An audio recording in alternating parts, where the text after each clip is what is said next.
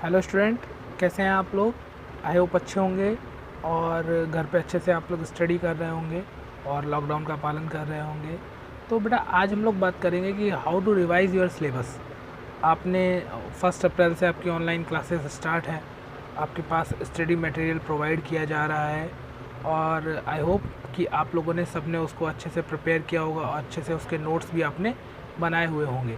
तो अब बात करते हैं कि आपके नोट्स बन गए हैं, आपका 20% लगभग सिलेबस जो है आपका बुक का वो है कंप्लीट हो गया होगा। तो अब ऐसा नहीं करना है कि हमें जो है आगे की स्टडी कंटिन्यू करते जाएंगे और ये जो बैक वाला है फिर ये हमारा तैयार नहीं हो पाएगा, अच्छे से प्रिपेयर नहीं हो पाएगा जो अभी तक आपने 20% पढ़ लिया है। तो अब टाइम है इसके रिवीजन का। तो बात ये आती कि इसका रिवीजन कैसे करना है। तो हर सब्जेक्ट के रिवीजन करने का तरीका अलग अलग होता है।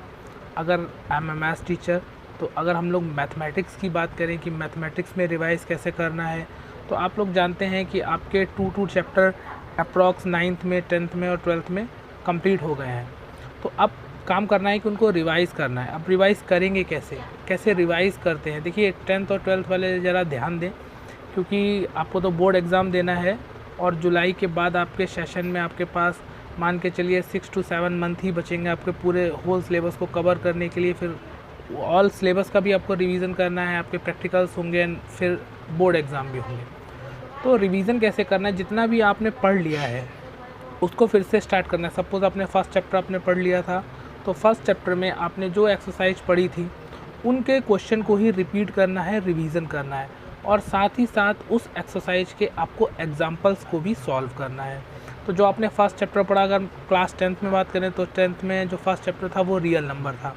उस रियल नंबर चैप्टर की हर एक्सरसाइज के आपको क्वेश्चन प्रोवाइड कराए गए, आपने वो अच्छे से किए, नोट्स बनाए। अब आपको क्या करना है, उन्हीं क्वेश्चन को दोबारा रिवाइज़ करना है। एनसीईआरटी बुक से भी आपको कराया गया था। आप लोग देखिए बहुत सारे ऑनलाइन ऐप भी हैं, जैसे एनसीईआरटी सॉल्यूशन है, अगर आप उसको देखेंगे तो आपके पास एनसीईआरटी की सारी बुक्स आ जाएंगी। तो आप कोई भी एक्सक्यूज़ देने की कोशिश ना करें कि हमारे पास बुक नहीं है या हमारे पास, आई नो कि बहुत सारे बच्चों के पास ऐसा हो सकता है कि बुक ना हो, बट ऑनलाइन स्टडी जब आपकी चल रही है तो आपको ऑनलाइन बहुत सारे ऐप अवेलेबल हैं जहाँ पे आपको सारी बुक प्रोवाइड हो जाती हैं, जहाँ पे सारी बुक मिल जाती हैं। तो आपको क्या करना है, दूसरी बुक से भी हेल्प लेनी है। आपको उस चैप्टर के और जो एग्जांपल्स थे उनको सॉल्व करना है। मैथमेटिक्स में आप जितने ज़्यादा से ज़्यादा क्वेश्चन लगाएंगे आपका वो चैप्टर उतने ही ज़्यादा अच्छे से तैयार होगा। देखिए मैथमेटिक्स दूसरे सब्जेक्ट से थोड़ा सा अलग है। यहाँ पे हमें चीज़ों को याद करने से ज़्यादा उसको समझने की ज़रूरत होती है। हमें मेथड्स को अच्छे से क्लियर करना ज़रूरी होता है। तो आपको क्या करना है, जो आपने क्वेश्चन सॉल्व करने हैं उसमें आने वाला मेथड को, उसमें जो यूज़ हो रहा है मेथड, उसको अच्छे से तैयार करना है कि अगर डिजिट चेंज भी हो जाए क्वेश्चन में तो कोई फ़र्क नहीं पड़ना चाहिए। आप उस क्वेश्चन को अच्छे से सॉल्व कर सकते हो अगर आपका मेथड अच्छे से प्रिपेयर है। तो आपको तैयार करना है मेथड। आपको रिवीजन में क्या करना है, जितने भी आपने 2 चैप्टर्स में जिस क्वेश्चंस में जो जो मेथड्स पढ़े हैं उन मेथड्स को अच्छे से तैयार करना है, एग्जाम्पल सॉल्व करने हैं और उस एक्सरसाइज के एक एक क्वेश्चन को रिवाइज़ करना है। और मैथमेटिक्स में आपको याद नहीं करने हैं वो क्वेश्चन, आप जितना ज़्यादा क्वेश्चन को खुद सॉल्व करके प्रैक्टिस करोगे। मीन्स ऐसा नहीं है कि आपकी कॉपी पे नोट्स में वो क्वेश्चन लगा हुआ है तो आप कहो कि ये तो मैं ऐसे पढ़ लेता हूँ और ये आ जाएगा, ऐसा नहीं है। वो आपको क्वेश्चन दोबारा से आपको सॉल्व करना पड़ेगा, तब वो आपका अच्छे से प्रिपेयर होगा।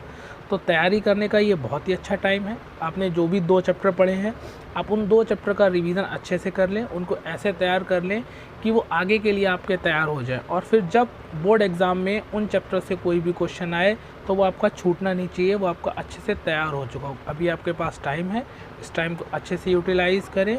आई होप कि आपको समझ में आया होगा कैसे रिवीजन करना है और इसी तरीके से अगर आप रिवीजन करते हैं, स्टडी पे अपनी फोकस करते हैं तो आपका रिज़ल्ट बहुत ही बेटर होने वाला है। तो थैंक यू।